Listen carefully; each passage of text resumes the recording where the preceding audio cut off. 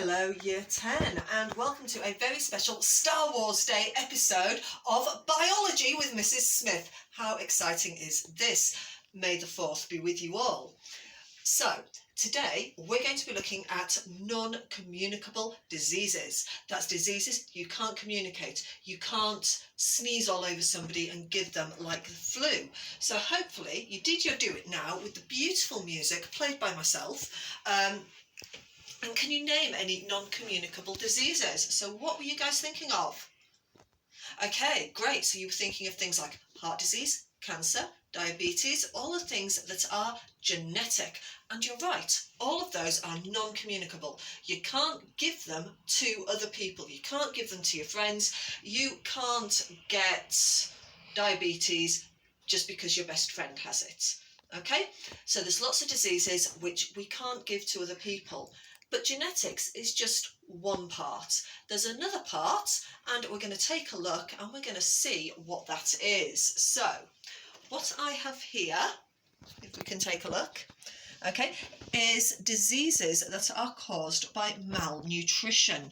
Okay, you can't get these from somebody else, but what you can get, certainly if you are sat at home, you are binge watching Star Wars and you are not eating well, all you're doing is scoffing chocolate and popcorn, because actually why wouldn't you?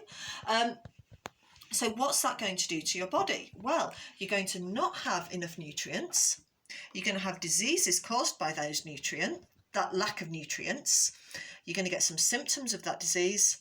So we need to find out what is a good source for your diet. There's 4 of these, okay?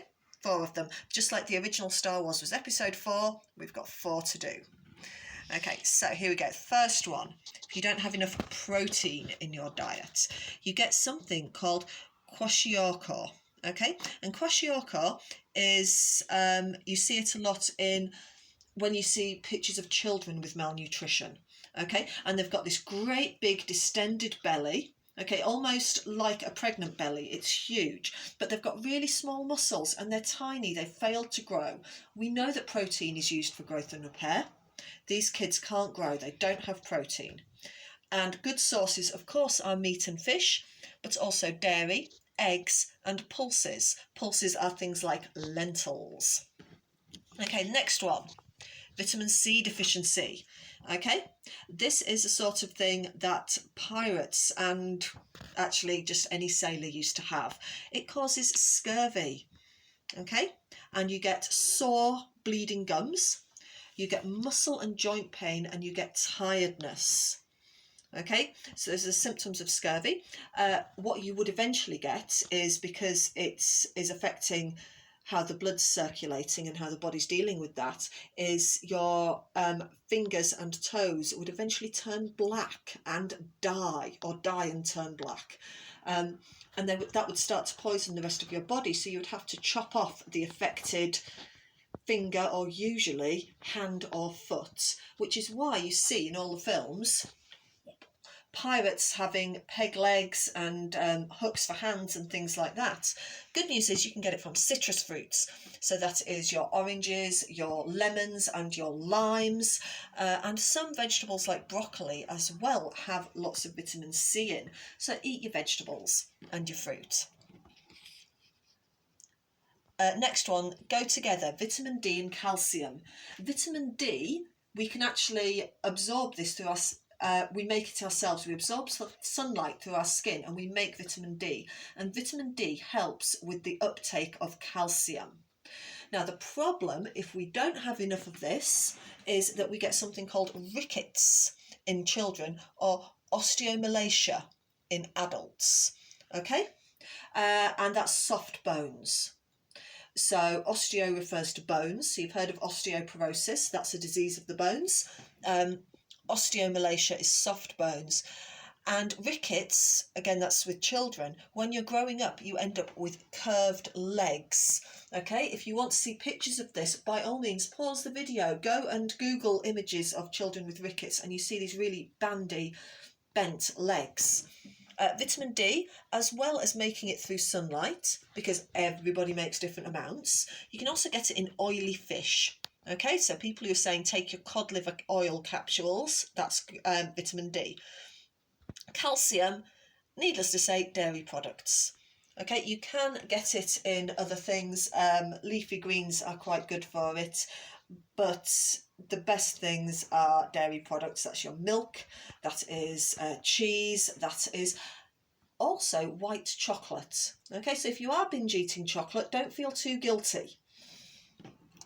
And the last one is a lack of iron. This causes something called anemia. Okay, and anemia is when you have smaller, fewer red blood cells.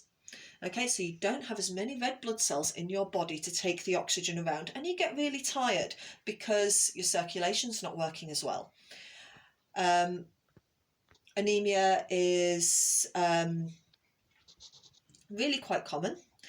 And it's an interesting thing, actually. If you are going to give blood, they check your iron levels first. And they check your iron levels because if they then take the red blood out and your iron levels are low, means you might be slightly anemic. To be fair, the levels they take them at are slightly higher than normal. But if it's too low and they take your red blood, then you might get faint and you might fall over and collapse and not feel very well. So you need to have high iron levels to give blood. And iron is found in red meat, leafy green veg, and egg yolks. So basically, if you're eating lots and lots of dark green vegetables, really dark green vegetables especially, a little bit of meat, and of course your carbohydrates, then you are actually doing a pretty good job at not getting all these diseases. Okay, so that's what happens if you don't eat the right things. So we can have genetic illnesses, we can have things caused by things that you don't eat, but what about things that you do eat? Okay, so there's basically anything's a poison if you have too much of it. There are people who've died of water poisoning because they drank too much water. All right, you can have too much of some vitamins and that can cause problems. Vitamins A, C and E, I believe it is. You can have too much of them and that can cause problems. So just because a lack of something will cause a problem doesn't mean you should overdose on it. So the other thing I want to tell you about is about another poison called ethanol. I know you've all heard of that. It's drinking alcohol. So it can poison your body. Of course it can. It's alcohol. It's a poison. It's why we're washing our hands at the moment with alcohol rubs, because as you wash your hands, the alcohol is killing any bacteria or germs or hopefully viruses on your hands as well. So what happens is you get a disease called psoriasis of the liver. Okay, and liver psoriasis is really quite nasty. And hang on a second, I'm going to show you a picture. Okay, so here's a picture of a lovely, juicy, healthy liver. It's packed full of blood. It's nice and dark red, it's smooth, it's nice and squishy. The liver actually can heal itself if it's only got a little bit of damage. It's one of the few organs that can heal itself. But if you keep poisoning it, if you keep letting the alcohol build up in your system, it all goes to the liver, and this is what you get, cirrhotic liver. Okay, so that word is cirrhotic. Okay, because it has psoriasis, which is just spelt out down there for you. You will be getting this on a worksheet, don't worry. So this one doesn't look as nice, does it? It's not the right colour. It's not got enough blood going to it. It's rough as well. So you know those pumice stones that you might have in the bath to scrub away with the dead skin, or you might have seen one at your gran's. It feels like that. It's all rough and hard and we don't really like it. Okay, so that's a damaged liver. All right, so what this is it's a lovely map of the world, as you can probably see. And it's about how much people drink. So the light green areas, so these lovely equatorial countries here and some of the islands over here, don't drink a lot of alcohol. They drink less than 2.5 litres per person per year. Okay, that's not a lot. So, and then we start looking and we go up to the orange countries, so that's China and a little bit of Western South Africa, Western South America, and a few countries in Africa. And what we can see there is they're drinking a bit more. We go on to the blue countries. Light